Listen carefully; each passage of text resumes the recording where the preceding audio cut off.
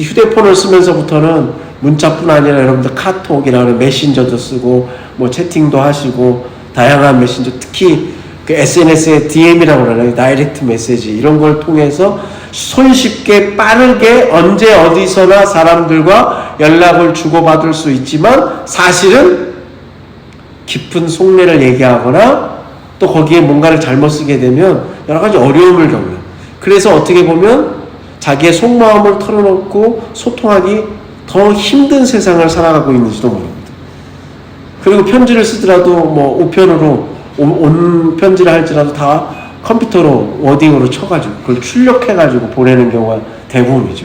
옛날처럼 우리가 뭐 부모님 전상서라든지 혹은 자신이 사랑하는 아무아무개 해서 이렇게 연애 편지도 쓰시고 뭐 낙엽잎도 말려가지고 거기 하나 넣기도 하고 그런 시대가 아니라는 말씀이죠. 편지는 어느 대상에게 쓰는 겁니다. 물론 막연하게 쓰는 손편지도 있어요. 옛날에 뭐 엽서도 우리가 많이 쓰고 또 손편지도 썼습니다만은 여러분 어렸을 때 그런 거 써보셨습니까? 이 편지는 영국에서 시작하여. 저도 받은 적이 있습니다. 어느 날 우리 집 우체통에 편지가 와서 뜯어보니까 소위 말하는 그게 뭐예요? 행운의 편지라고 그래가지고 그걸 똑같이 베껴가지고 7사람에게 보내야 되는, 그 말도 안 되는. 저는 안 했습니다. 받기만 했어요. 뭐 이런 경우에는 무작위로 그냥 보내는 거지만 대부분의 편지는 받는 사람이 정해져 있죠. 글을 쓰는 사람도 마찬가지로 이 글을 읽는 사람이 이 내용을 좀 잘 읽어주고 귀담아 들어주고 한 번 더 깊이 생각해 달라는 그 마음을 담아서 편지를 씁니다. 사도 바울은 많은 편지를 썼어요. 여러분 보통 편지를 쓰면 사도 바울의 편지, 뭐 에베소뿐만 아니라 뭐 골로새서, 데살로니가전서 등등 로마서도 마찬가지고 읽어보면 맨 앞부분에 뭐가 나오냐면 받는 사람의 이름이 나오죠. 누가 받는지, 수신자가 누군지, 그리고 인사말이 나오죠.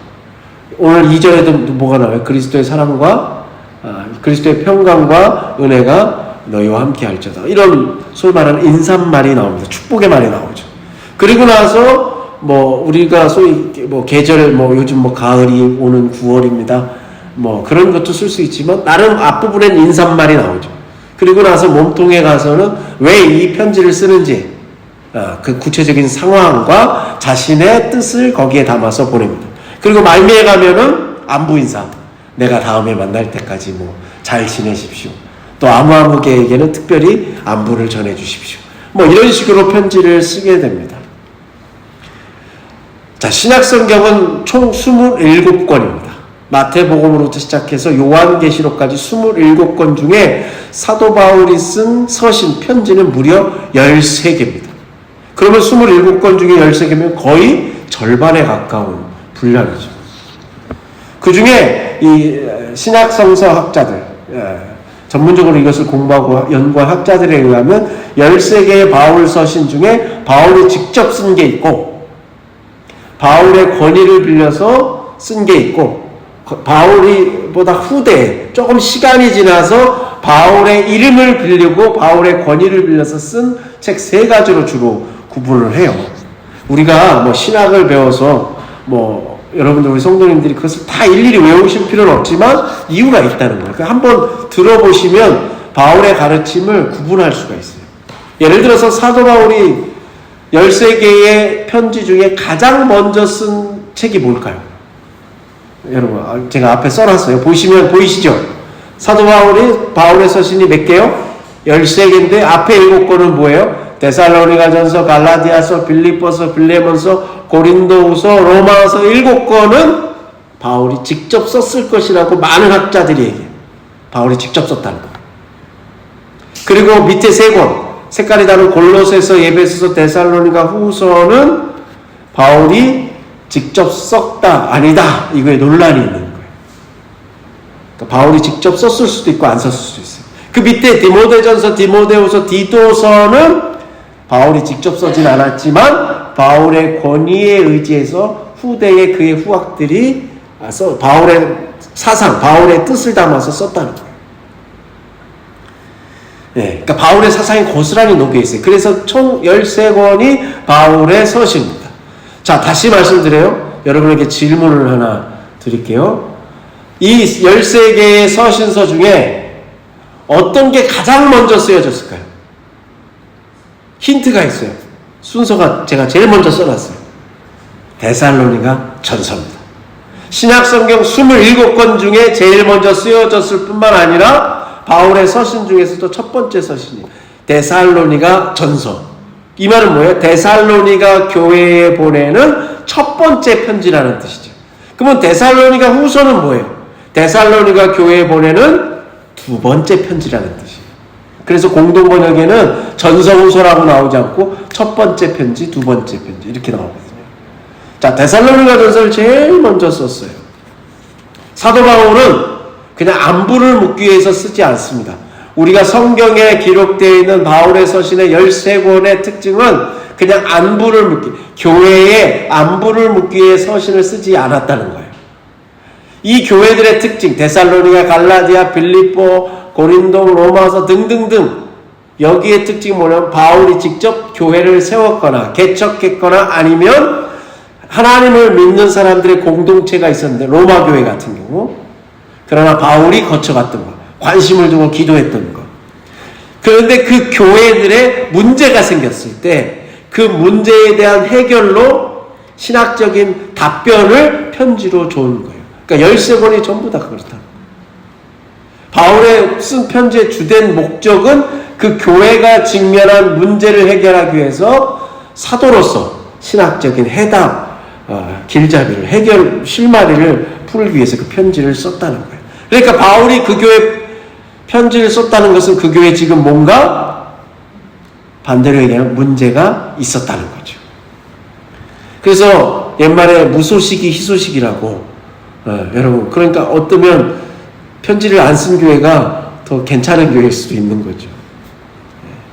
자, 여러분에게 또 하나 우리 바울 서신을 살피면서 앞서 말씀 잠깐 언급해 드렸습니다만, 교회가 있고요, 여러분. 신약성경에 보면 중요한 게 교회고 복음서고 바울 서신이에요. 이 세 가지 중에 가장 먼저 생겨난 것은 무엇일까요? 우리가 흔히 어떻게 생각하냐면 복음서, 예수님의 행적과 일대기와 말씀이 기록된 복음서가 먼저 있을 거라고 생각한단 말이죠. 아니에요. 교회가 먼저 생겨나죠. 교회가 먼저 생겨요. 우리 사도행전의 말씀에서 나오잖아요. 갑자기 사도행전에서 성령의 강림을 받고 그들이 모인 교회가 생겨나기 시작해요. 그리고 나서 복음서가 먼저 생긴 게 아니라 바울 서신이 먼저 생겨요. 네. 교회의 탄생은 주님이 부활하시고 승천하신 후에 사도행전 1장에 나오는 오순절 다락방의 성령 강림으로 충만해진 사도들이 다시금 그 다락방을 나와서 세상을 향해 나가서 주님의 증인이 되면서 그 전하는 메시지에 따라서 사람들이 예수를 고백하면서 그들이 모인 교회가 탄생하기 시작합니다. 그러면서 그들은 뭘 증언해요? 성령이 충만해진 사도들과 초기 교회의 교인들, 우리가 소위 말하는 예루살렘 교회, 초대교회의 성도들은 뭘 전해요? 그걸 복음이라고 얘기하는데, 복음의 내용은 뭐예요? 예수 그리스도가 그리스도라는 거예요. 예수가 우리가 바라고 기다리던 메시아라는, 구세주라는 거죠. 그러니까 예수의 이름을 전하는 게 복음이었어요. 우리가 사도행전 3장 2절에 보면 그 유명한 말씀 있죠. 한번 읽어볼까요? 나면서 못 걷게 된 이를 사람들이 메고 오니 이는 성전에 들어가는 사람들에게 구걸하기 위하여 날마다 미문이라는 성전문에 두는지라. 아멘. 날 때부터 일어설 수 없는 선천적인 장애를 가진 사람, 그래서 성전의 미문이라, 뷰티풀 게이트라고 하는 그 미문에 앉아서 그 기도하러 오는 사람들에게 구걸했던 그 사람에게 사도 베드로와 요한이 다가오죠. 이들은 이전과 이거 뭐가 달라요? 이미 사도행전 1장에서 오순절 성령 강림으로 성령이 충만해진 상태란 말이죠. 이들이 와서 돈을 달라고 구걸하는 그에게 뭘 줍니까? 뭘 줘요? 예수의 이름을 주죠. 베드로가 이르되 은과 금은 내게 없거니와 내게 있는 이것을 내게 주노니 나사렛 예수 그리스도의 이름으로 일어나 걸으라. 아멘. 나사렛 예수 그리스도의 이름을 그 사람에게 줍니다. 이게 복음이에요. 이게 복음의 시작이란 말이에요. 예수의 이름을 전하는 거예요. 성령, 교회가 생기면 제일 먼저 하는 게 뭐냐면 예수의 이름을 다른 사람에게 전하는 거예요. 이게 여러분 성경에 우리에게 알려주는 역사예요. 왜? 교회에 모인 사람들은 그 예수님 때문에, 예수의 이름 때문에 삶이 바뀐 사람들이 모였기 때문이죠. 성령님이 임해서 내 죄를 깨닫게 하시고, 성령님이 임해서 회개하게 하시고, 성령님이 임해서 십자가에 달린 그 예수님이 나를 위해서 죽으시고 나를 위해서 부활하시고 승천하신 그리스도라는 것을 고백하게 함으로써 내 삶이 바뀌었기 때문이죠. 그런 사람들이 모여서 교회를 이루니까 누구의 이름을 전할 수밖에 없는 거예요. 자기의 삶을 바꾼 예수님의 이름을 전할 수밖에 없는 거죠. 여러분, 사도행전 1장 8절 우리가 잘 알고 있는 그 말씀 한번 읽어볼까요? 오직 성령이 너희에게 임하시면 권능을 받고 예루살렘과 온 유대와 사마리아와 땅끝까지 이르러 내 증인이 되리라 하시니라. 아멘. 교회 공동체가 모였어요. 이 말씀대로 성령을 받고 나서 어떻게 돼요? 성령을 너희에게 임하시면 권능, 파워, 힘이 생긴다는 거예요. 능력이 생긴다는 거예요. 성령이 주시는 능력을 받고 예루살렘, 처음에 교회가 어디에 생겼어요?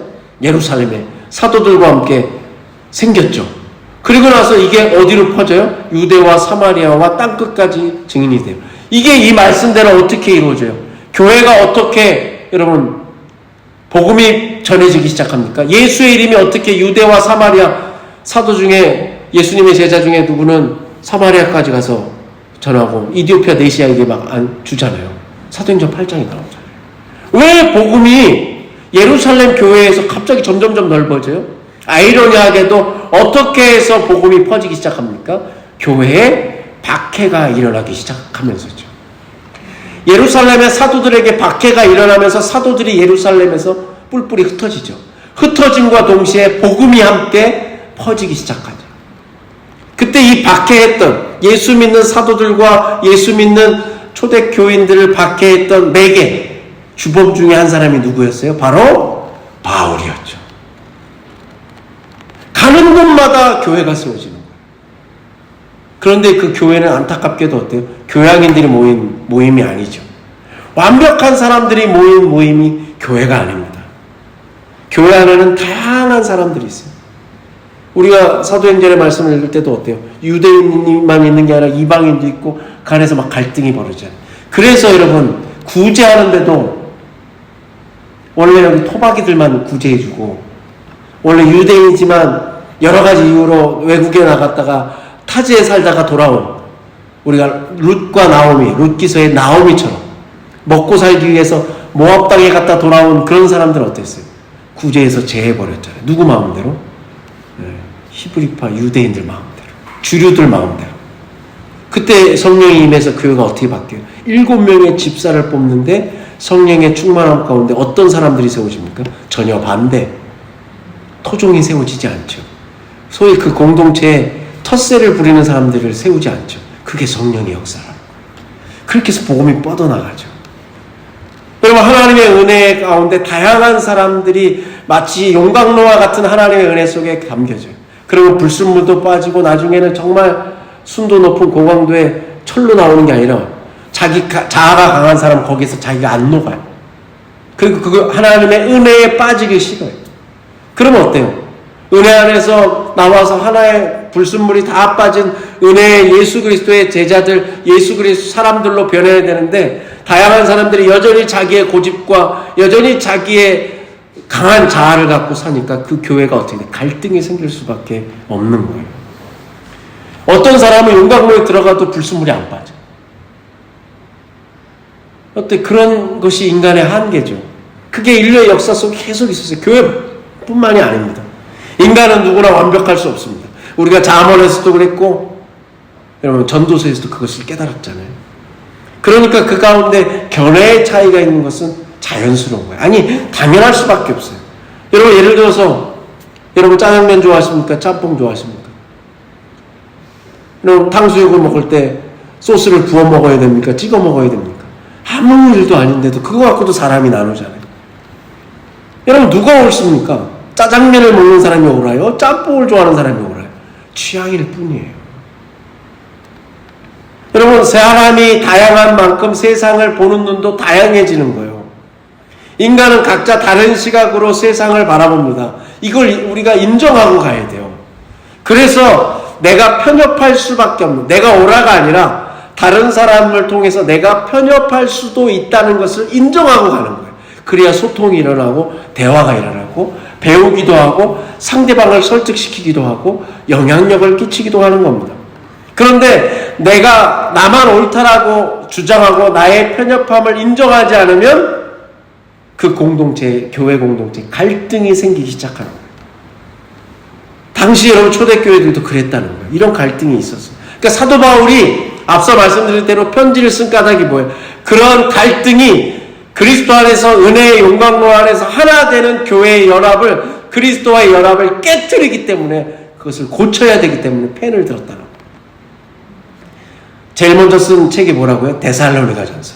데살로니가 전서를 읽어보시면 예수님이 마태복음 28장에 보면 뭐야? 볼지어다 내가 세상 끝날까지 너희와 항상 함께 있으리라. 그러면서 곧 다시 오신다고 약속했잖아요.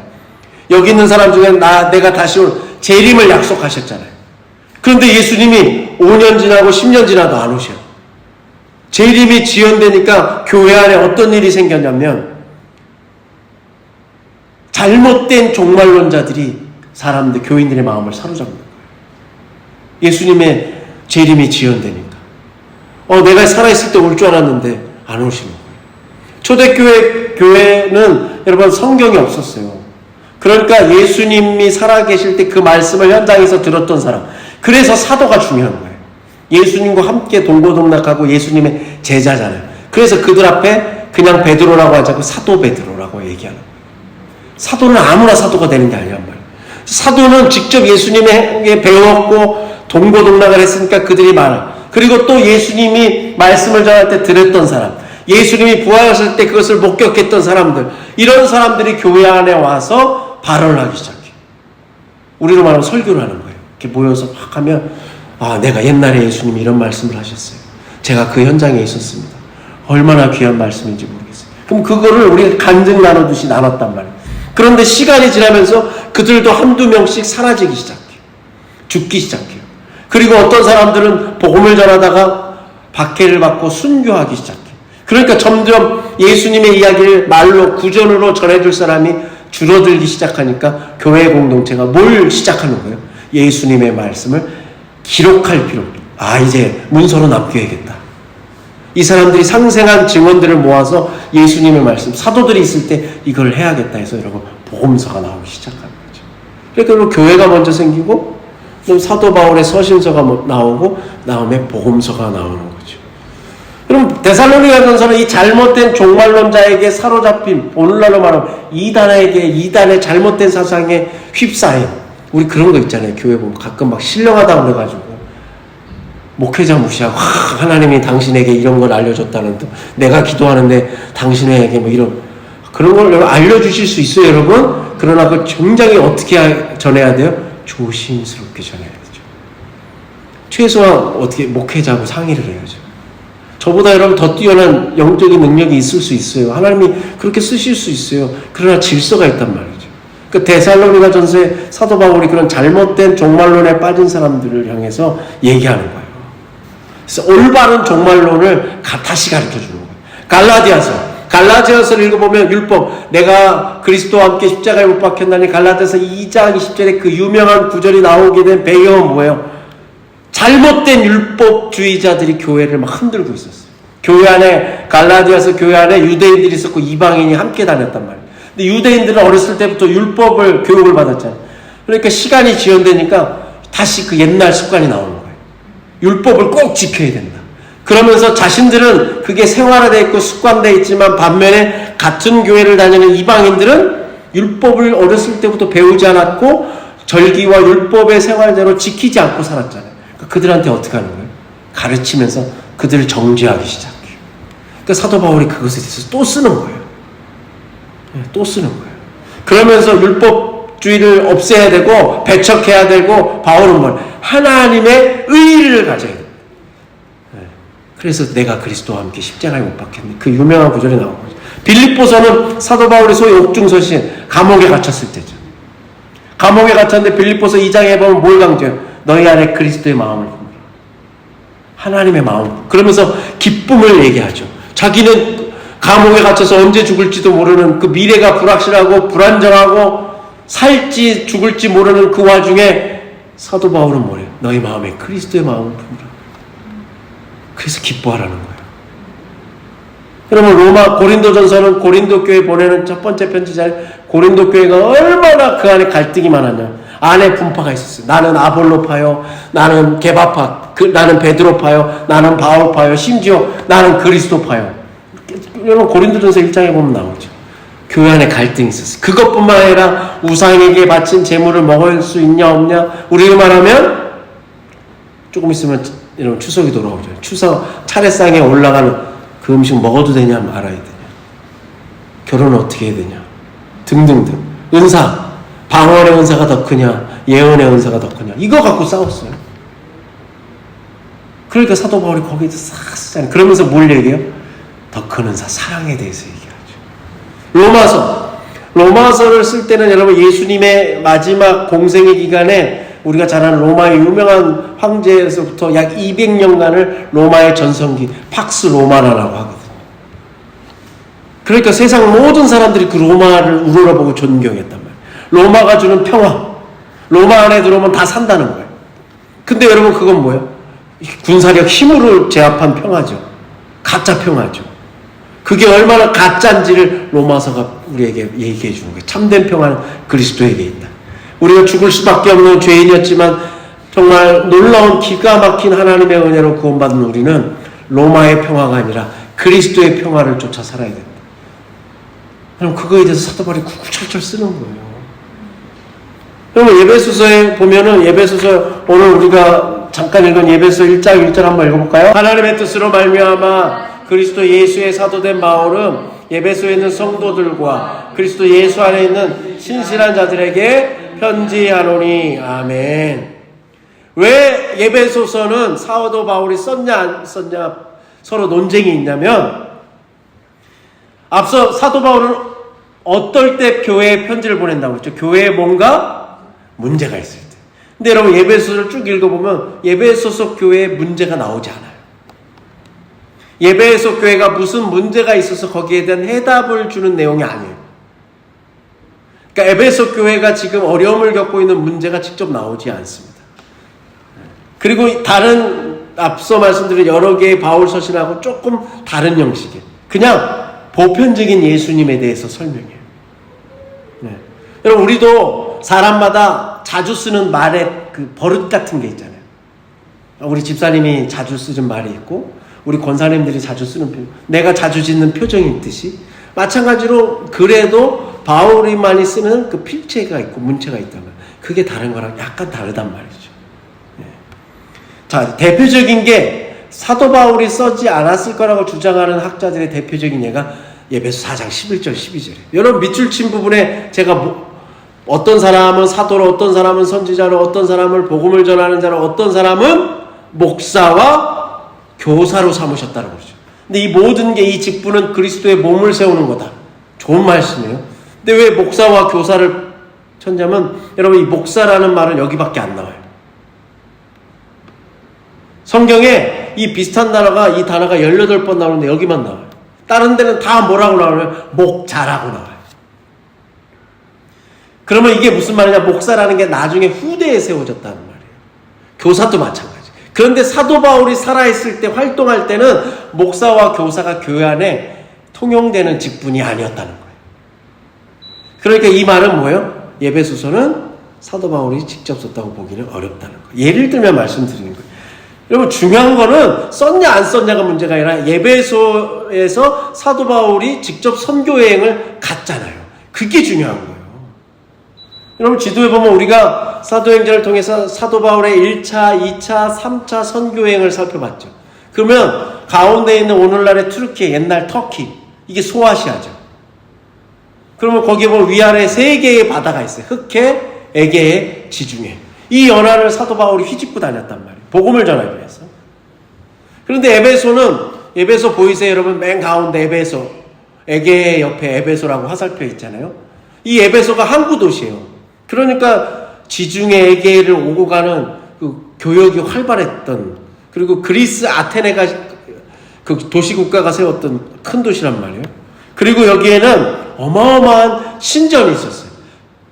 바로 아데미 신전이에요. 우리 사도행전 읽을 때 들어봤어요. 한번 따라해볼게요. 아데미 신전.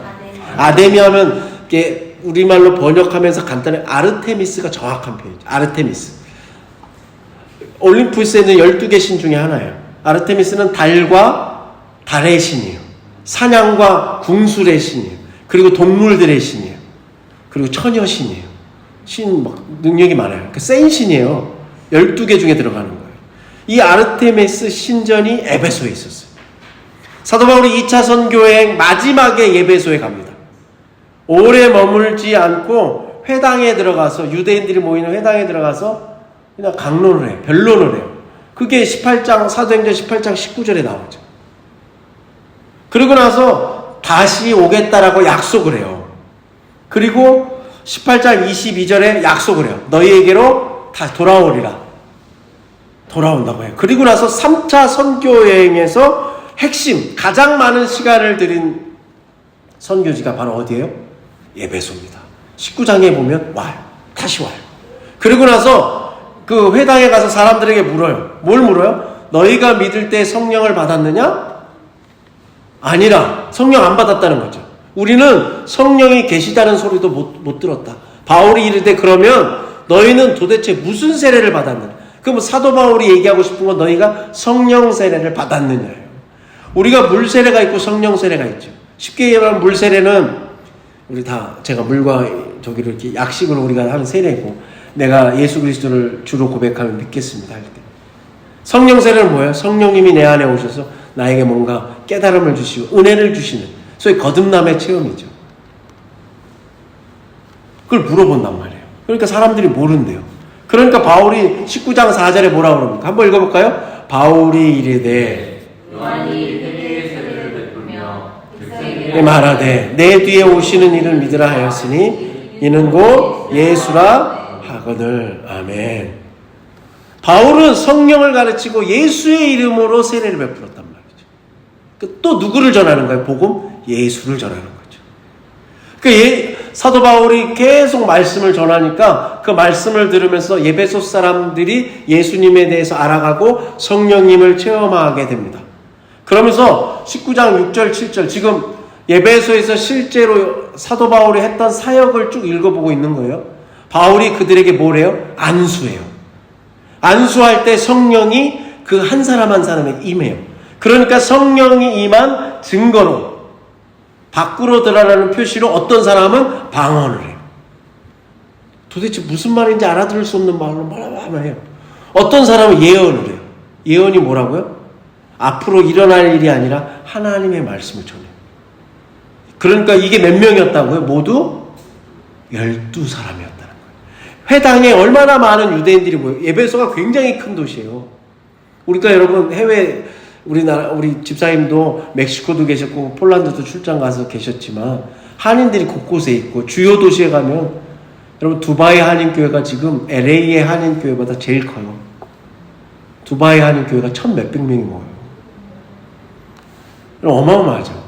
그러면 유대인들도 마찬가지로 큰 에베소 정도면 얼마나, 적어도 수십 명에서 남자들만 100명 정도 이상 모였겠지 않았겠어요? 그런데 그 중에 말씀을 전하고 세례받은 사람은 몇 명이에요? 12명이에요. 이걸 성경이 다 기록했어요. 그런데 이 안에 뭐가 시작해요? 그리스도의 복음을 계속해서 전하는데, 회당에서 지금 말씀을 전하는 것은 교회가 아니라 유대인의 회당이에요. 유대교당이란 말이에요. 바울이 전하는 것을 집중하면서 듣는 사람이 있었지만, 반대로 바울이 전하는 얘기를 불편해하는 사람들이 있었어요. 그리고 그들이 그냥 바울의 이야기를 불편해하지 않고 바울을 뭐하기 시작해요? 비방하기 시작해요. 그게 사도행전 19장 9절에 나오죠. 한번 읽어볼까요? 어떤 사람들은 마음이 굳어 순종하지 않고 무리 앞에서 이 도를 비방하거늘 바울이 그들을 떠나 제자들을 따로 세우고 두란노 서원에서 날마다 강론하니라. 아멘. 지금 여기에 많은 사람들이 모여서 사도 바울의 강론 설교를 들어요. 그 설교를 통해서 성령님에 대해서 배우고 그리고 예수에 대해서 배워요. 예수님의 이름에 대해서 배워요. 근데 마음이 굳어서 순종하지 않는 사람이 훨씬 더 많아요. 앞서 말한 대로 바울을 통해서 성령님이 임하고 세례를 받고 예수의 이름으로 세례를 받은 사람 몇 명이에요? 12명밖에. 그 12명을 데리고 나와서 어디에 가요? 유대인의 회당에서 나와서 두란노 소원이라는 곳에 가서 날마다 전하죠. 두란노 소원에 가서 여러분 날마다 전합니다. 그게 10절에 보면 쭉 이어서 나오죠. 그리고 그것을 몇 년 동안 합니까? 사도행전 19장 10절에 보면 무려 2년 동안 해요. 두란노 소원에서 12명한테. 그러니까 이 12명으로 시작한 예배소의 교회가 12명으로 시작한 거예요. 맨 처음엔 회당에서 모였지만 이 12명에서부터 갑자기 아시아, 소아시아를 얘기하는 거예요. 그 예배소 지역에 사는 유대인들이 또 따라와. 나중에. 그리고 그 지역에 살던 헬라인은 그리스인이에요. 그들이 따라와서 한두 명씩 늘어나기 시작하면서 주의 말씀을 들었다는 거예요. 예배소에서 사도 바울이 무려 2년을 공을 들여요. 여러분 이때 얼마나 놀라운 일이 벌어집니까? 기적도 벌어지죠. 12절 한번 읽어볼까요? 사도행전 19장 12절입니다. 심지어 사람들이 바울의 몸에서 손수건이나 앞치마를 가져다가 병든 사람에게 얹으면 그 병이 떠나고 악기도 나가더라. 사도 바울이 일으키는 기적의 소문이 예배소에 막 퍼져나가기 시작해요. 많은 사람들이 이 두란노 소원이라는 곳에 모여서 성령에 대해서 배우고 하나님을 찬양하고 예배하고 예수에 대해서 배우는 이 공동체에 관심이 막 소문이 막 퍼지니까. 어느 정도였다고요? 바울이 쓰는 손수건 앞치마 가져다가 병든 사람에게 얹으면 병이 나았다니까요. 그만큼 성령이 충만한 역사가 있었다는 거죠. 그래서 사람들이 당시 사람들을 홀렸던 오늘날의 마술이 아니죠. 오늘날에 말하면 뭐 점쟁이 같은 이런 마술사들의 우리 뭐 신년되고 중요한 일 되면 특히 뭐 정치인들 보면 대다수들 그 재벌들 가면 어디를 찾아가요? 점집 가잖아요. 뭐 여러분 사주팔자니 궁합 본다고 점집 가잖아요. 거기에 사람들이 젖어 있었어요. 근데 사도 바울 때문에 이들이 어떻게 했다는 거예요? 마술에 관련된 책들을 모아서 사람들 앞에서 불을 태워요. 여러분 이걸 시켜서 한 게 아니죠. 사도 바울을 통해서 벌어지는 성령의 역사를 보면서 그들이 움직이기 시작했단 말이에요. 그러면서 예배소에 어떤 일이 벌어졌다고 사도행전 19장을 얘기합니까? 19장 20절의 말씀 마음에 담으면서 한번 읽어볼까요? 이와 같이 주의 말씀이 힘이 있어 흥왕하여 세력을 얻으니라. 아멘. 당시 두란노 소원에서 2년 동안 모였던 사도 바울과 12명의 세례자로 시작했던 그 예배에서 교회 공동체가 어떻게 됐다고요? 하나님의 말씀이 힘이 있어 흥왕. 그리고 세력을 얻게 되었다.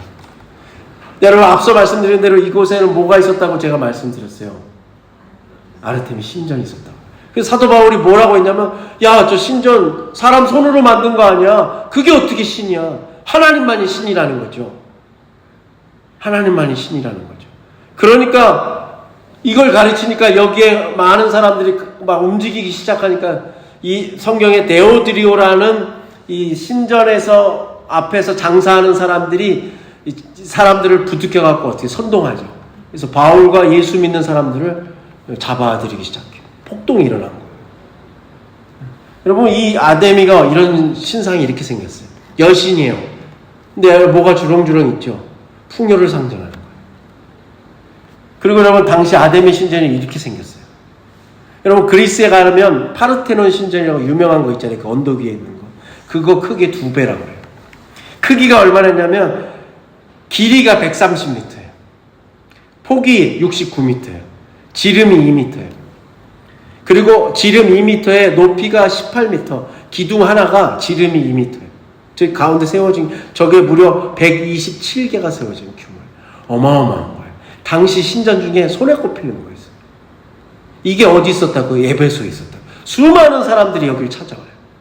우리 성지순례 가듯이. 그래서 수많은 사람들이 이 앞에 가서 찾아가고 여기서 머물고 거기 뭐 또 제사 드리고 그러면 그 앞에 거기에 쑥받고 파는 애들 그 사람들에게 밥을 파는 식사를 파는 사람들 또 이 아르테미 신전이나 신상을 조그맣게 만들어서 모형을 만들어서 기념품으로 파는 사람. 근데 이들이 누구 때문에 하루아침에 장사에 타격을 입은 거예요? 사도 바울 때. 야, 사람 손으로 만든 거 그게 어떻게 신이니? 하나님이 진짜 신이지. 이 말씀에 흥황하면서 에베소 사람들이 많이 예수 그리스도를 믿기 시작하고 이것이 많은 사람들에게 영향을 끼치기 시작하자 그 앞에서 이 아르테미 신전 때문에 밥 먹고 살던 사람들이 선동해서 바울과 예수 믿던 사람들을 박해하기 시작하죠. 박해하기 시작해요. 그래서 도망가요. 근데 그 중에 바울과 같이 에베소 교회를 섬겼던 마게도냐 사람 가이오와 아리스타고가 붙잡혀요. 누구한테? 폭도들한테. 그래서 극장에 데려가서 그들을 어떻게 했겠어요, 여러분? 어떻게 했겠어요? 그냥 순순히 막 뭐라고만 했겠어요? 온갖 모욕과 폭력이 가해졌겠죠. 그걸 이 사람들이 어떻게 한 거예요? 아리스타고 여러분 성경에 많이 나오잖아요. 이걸 몸소 다 견뎌냈다. 사도 바울은 결국 여길 벗어납니다. 여러분 도대체 이 신전이 뭐길래? 여러분 많은 사람들은 이 신전한테 잘 보이면 우상에게 잘 보이면 내가 잘 먹고 잘 산다고 생각하죠. 우리가 왜 여러분 점을 봐요? 더 편안하고 잘 먹고 잘 살 길을 알기 위해서죠. 우리가 왜 여러분 돈을 쫓아요? 우리가 왜 세상에서 성공하고 출세하려고 해요? 좀 더 편안하고 잘 먹고 잘 살기 싶은 마음이 우리 속에 다 있기 때문이죠. 바울은 그 우상이 강력했던 그 에베소에서 심지어 유대인들이 모이는 그 회당에서 하나님께 예배드리는 그 회당에서 쫓겨났어요. 그 12명 데리고 두란노 소원에서 뭐 붙들고 살았어요? 하나님의 말씀을 붙들고 살았어요. 그때 에베소가 변화되는 역사가 일어나지 않습니다. 그 신전이 거대한 신전이 있는 그곳에서 두란노 소원 조그만 데서 바울과 그 12명이 모이기 시작한 그 교회가 뭘 얘기하는 거예요? 야, 저 신전에 가서 뭐 여러분이 바치고 아무리 예물 바치고 재물 바쳐도 그 신이 복을 주는 게 아니라 진짜 복은 하나님이 주신 거다. 너희들 지금 속고 있는 거다. 그 복음을 전하지 않았겠어요? 사도 바울이 예배소에 보내는 편지를 통해서 뭘 가르치고 싶었냐면 처음 그 교회를 회복하라는 거예요. 아리스타고 붙잡혀서 매 맞았을 거 뻔하잖아요. 그런데도 그거는 복음을 배신하지 않아요. 교회가 왜 교회인지를 알려주고 싶었던 거예요. 우리가 예수 그리스도를 믿는 사람들의 모임이 교회 아닙니까? 그럼 예수 그리스도를 믿는 사람들의 모임 그게 얼마나 귀하고 의미 있는 건지를 예배의 소설을 통해서 우리에게 얘기해요. 그럼 나중에 쭉 가면 전신갑주 치하라부터 별의별 말씀이 다 나오잖아요. 예수님을 믿는 교회가 무엇인지를 사도 바울이 예배 소설을 통해서 하나하나 일러주는 거예요. 여러분 요즘 건물 지어놓고 얼마나 큰 교회들이 많아요. 그런데 거기에 점점 비어가잖아요. 교회가 여러분 건물이 크다고 해서 장엄하다고 해서 교회가 아니죠. 교회는 그리스도께서 살아계시고 교회는 그리스도께서 나타나시고 교회는 그 안에 성령의 역사가 일어나는 곳이 교회인 줄로 믿습니다. 그것을 사도 바울은 예배소서라는 편지를 통해서 오늘 우리에게 2025년을 사는 저와 여러분에게 우리 지금 여기를 섬기고 있는 저와 여러분에게 가르쳐 주는 거예요. 지금 이 시대에 왜 수많은 사람들의 입에 교회가 오르락내리락 해요. 이번 주에도 통일교 얘기 많이 나오니까 사람들은 통일교도 또 교회 분파인 줄 알고 또 여러분 이 시대에 왜 교회가 욕을 먹어요? 교회론이 부재하기 때문에 교회가 무슨 의미인지 교회가 무슨 일을 해야 되는지에 대해서 목사고 장로고 권사고 집사고 교인들이 거기에 대해서 생각이 없어요. 그냥 교회가 커서 뭔 사업을 해야 되고 교회가 크면 헌금 많이 걷어야 되고 직분자 많이 만들어내고 성도가 몇 명이냐 재정이 얼마냐 거기에만 온통 관심이 있단 말이죠. 정말 교회가 무엇인지 하나님은 이 교회를 통해 그리스도의 핏값으로 세운 이 교회를 통해 무슨 일을 하기를 원하시는지 그냥 건물만 번듯하다고 교회가 아니란 말이죠. 그것을 바울이 우리에게 알려주기 위해서 예배소설을 썼단 말이죠. 예배소설을 나누기를 제가 기도하고 작정한 이유는 바로 여기에 있습니다. 바로 이 예배소설가 오늘 지금 여기의 교회 우리 교회에 주는 답이 있을 겁니다. 여러분 다음 시간부터 이 본문의 말씀을 살펴볼 건데 여러분 조금 어떻게 기대가 되십니까? 기대가 되시기 바랍니다. 그 기대감을 갖고 우리 교회를 하나님이 왜 세우셨는지 내가 그 교회의 일원으로서 내가 어떻게 살아가야 될지를 다시금 곰곰이 생각해보는 그래서 우리가 다시금 더 힘차게 주님의 복음을 들고 그 이름을 전하는 그런 저와 여러분이 되시기를 간절히 축복합니다. 우리 한 주간 여러분 그리스도 안에서 평강하시기를 간절히 축복합니다. 네, 기도하겠습니다.